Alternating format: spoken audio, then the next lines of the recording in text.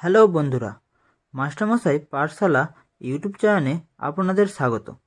আমরা সকলেই জানি ইতিহাসকে সাধারণত তিনটি প্রধান অংশে ভাগ করা হয়: প্রাচীন ইতিহাস, মধ্যযুগীয় ইতিহাস ও আধুনিক ইতিহাস। প্রাচীন ইতিহাসের প্রতিটি কম্পিটিটিভ এক্সামের খুবই গুরুত্বপূর্ণ টপিক জৈন ধর্মের টপ 25 কোশ্চিন দেখব। আজ শুধু আমরা প্রশ্নোত্তর করব তা নয়, প্রতিটি প্রশ্ন উত্তরের দেখার পাশাপাশি তার সরলীকরণ করব, যাতে তোমাদের বুঝতে কোনো অসুবিধা না হয়। চলো আর দেরি না করে শুরু করা যাক। ফার্স্ট প্রশ্ন, জৈন ধর্মের প্রথম তীর্থঙ্কর কে ছিলেন? জৈন ধর্মের কথা বলতে গেলে জৈন ধর্মের প্রথম তীর্থঙ্কর ছিলেন ঋষভদেব। এর জন্ম অযোধ্যাতে হয়। পিতার নাম ছিল নাভি ও মাতার নাম ছিল মৌরদেবী। তাহলে এই প্রশ্নের সঠিক উত্তর হচ্ছে অপশন সি, ঋষভনাথ। 2 নম্বর প্রশ্ন, নিম্নলিখিতগুলির মধ্যে জৈন ধর্মের প্রকৃত প্রতিষ্ঠাতা কে ছিলেন? বন্ধুরা, আমরা যদি জৈন ধর্মের তীর্থঙ্করের কথা বলি তাহলে মোট তীর্থঙ্কর ছিল 24টি। তার মধ্যে থেকে প্রথম তীর্থঙ্কর হলো ঋষভনাথ বা ঋষভদেব এবং 24তম তীর্থঙ্কর হলো মহাবীর স্বামী। একেই প্রকৃত প্রতিষ্ঠাতা বলা হয়। তাহলে এই প্রশ্নের সঠিক উত্তর হলো অপশন বি, মহাবীর। 3 নম্বর প্রশ্ন, বর্ধমান মহাবীরের জন্ম কোথায় হয়েছিল? আমরা যদি মহাবীরের কথা বলি তাহলে মহাবীর 540 খ্রিস্টপূর্বাব্দে আধুনিক বিহারের বৈশালী রাজ্যের কুণ্ডল গ্রামে জন্মগ্রহণ করেন। তার আসল নাম ছিল বর্ধমান ও তার বাবার নাম সিদ্ধান্ত এবং মায়ের নাম ছিল ত্রিশলা। তাহলে এই প্রশ্নের সঠিক উত্তর হবে অপশন এ, কুণ্ডলগ্রাম।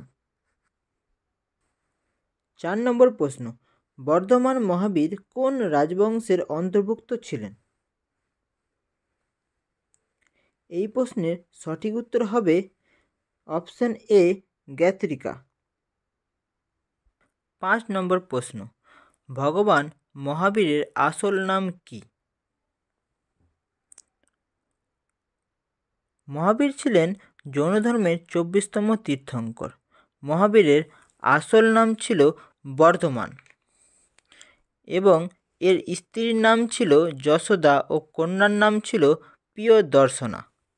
তাহলে এই প্রশ্নের সঠিক উত্তর হলো অপশন ডি, বর্ধমান। 6 নম্বর প্রশ্ন, কোন রাজা মহাবীর এবং গৌতম বুদ্ধ দুজনের সমসাময়িক ছিলেন? এই প্রশ্নের সঠিক উত্তর হবে বিম্বিসার। বিম্বিসার ছিলেন মহাবীর এবং গৌতম বুদ্ধের দুজনের সমসাময়িক।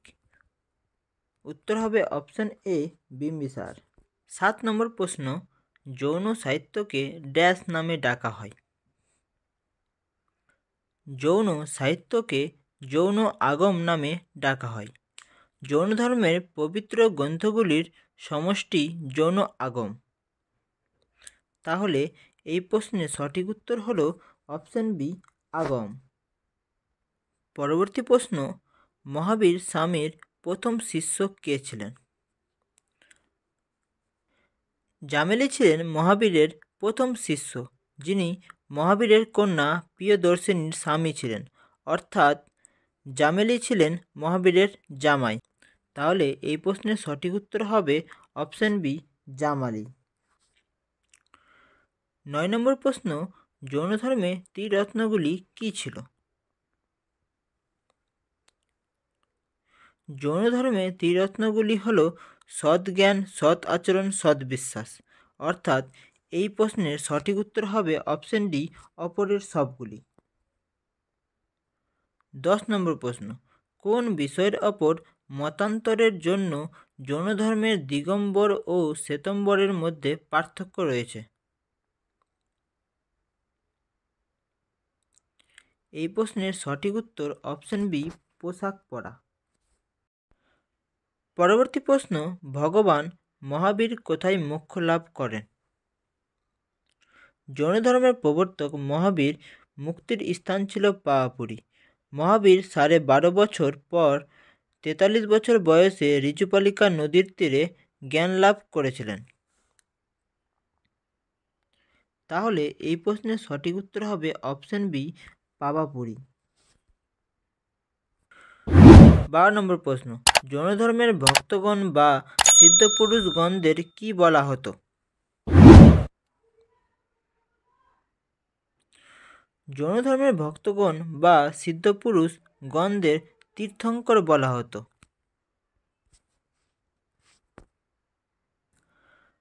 13 নম্বর প্রশ্ন, জৈন ধর্মের প্রথম বিভাজনের সময় শ্বেতাম্বর ধর্মের প্রথম প্রতিষ্ঠাতা কে ছিলেন? জৈন ধর্মের প্রথম বিভাজনের সময় শ্বেতাম্বর ধর্মের প্রথম প্রতিষ্ঠাতা ছিলেন স্থূলভদ্র। স্থূলভদ্র 3য় বা 4র্থ শতাব্দীতে মৌর্য সাম্রাজ্য 12 বছরের দুর্ভিক্ষের সময় শ্বেতাম্বর জৈন আদেশের প্রতিষ্ঠাতা ছিলেন। তাহলে এই প্রশ্নের সঠিক উত্তর হলো অপশন বি, স্থূলভদ্র। পরবর্তী প্রশ্ন, জৈন ধর্মের সৎ বিশ্বাস, সৎ আচরণ, সৎ জ্ঞান এই তিনটিকে একত্রে কি বলা হয়? একটু আগে আমরা দেখলাম এই তিনটিকে একত্রে ত্রিরত্ন বলা হয়, অর্থাৎ এই প্রশ্নের সঠিক উত্তর অপশন সি, ত্রিরত্ন। 15 নম্বর প্রশ্ন, কোন শহরে প্রথম যৌন সঙ্গীতই হয়েছিল? প্রথম যৌন সমাবেশ 300 খ্রিস্টপূর্বাব্দে পাটলিপুত্রে অনুষ্ঠিত হয়েছিল। তাহলে এই প্রশ্নের সঠিক উত্তর হবে অপশন সি, পাটলিপুত্র। যদি প্রশ্ন আসে কার শাসনকালে হয়েছিল, তবে হবে চন্দ্রগুপ্ত মৌর্যের শাসনকালে হয়েছিল। আর এরই শাসনকালে জৈন ধর্ম 2 ভাগে বিভক্ত হয়ে যায়, শ্বেতাম্বর ও দিগম্বর। 16 নম্বর প্রশ্ন, দ্বিতীয় যৌন সঙ্গীতির কোথায় হয়েছিল? দ্বিতীয় যৌন সঙ্গীতি 512 খ্রিস্টাব্দে গুজরাটের বল্লভীতে অনুষ্ঠিত হয়েছিল। তাহলে এই প্রশ্নের সঠিক উত্তর হবে অপশন বি, বল্লভীতে। 17 নম্বর প্রশ্ন, যৌন গুহার জন্য কোন স্থান প্রসিদ্ধ? উড়িষ্যা রাজ্যের পুরী জেলায় অবস্থিত খণ্ডগিরি পাহাড় এবং উদয়গিরি পাহাড়ে প্রাচীনতম 35টি যৌন গুহা পাওয়া গেছে। তাহলে এই প্রশ্নের সঠিক উত্তর হবে অপশন বি, খণ্ডগিরি। পরবর্তী প্রশ্ন, জৈন ধর্মের সাহিত্য কোন ভাষায় লেখা ছিল? জৈন ধর্মের সাহিত্য বেশিরভাগই প্রাকৃত ভাষায় লেখা হয়েছে, কারণ এটি ছিল সাধারণ মানুষের ভাষা।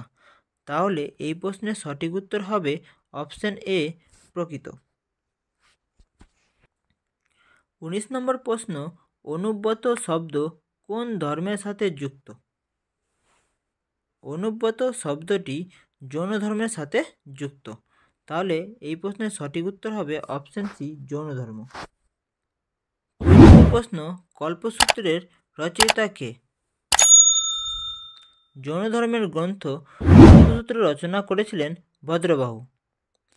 বলা হয় মহাবীরের মৃত্যুর প্রায় 150 বছর পরে এই গ্রন্থটি রচিত হয়েছিল। কল্পসূত্রে 24 জন যৌন তীর্থঙ্করের জীবন নিয়ে আলোচনা করা হয়েছে। তাহলে এই প্রশ্নের সঠিক উত্তর হবে অপশন বি, ভদ্রবাহু।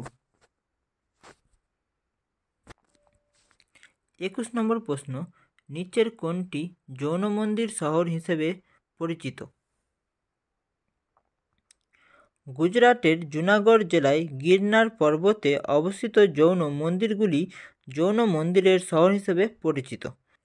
তাহলে এই প্রশ্নের সঠিক উত্তর হবে অপশন এ, গিরনার।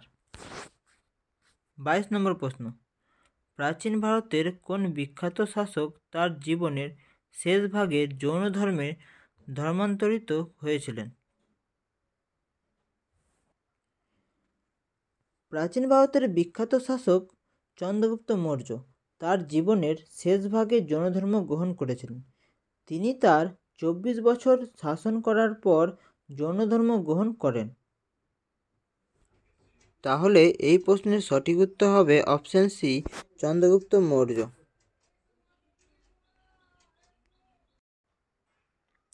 23 নম্বর প্রশ্ন, যৌন তীর্থঙ্কর মহাবীর কোথায় মারা যান?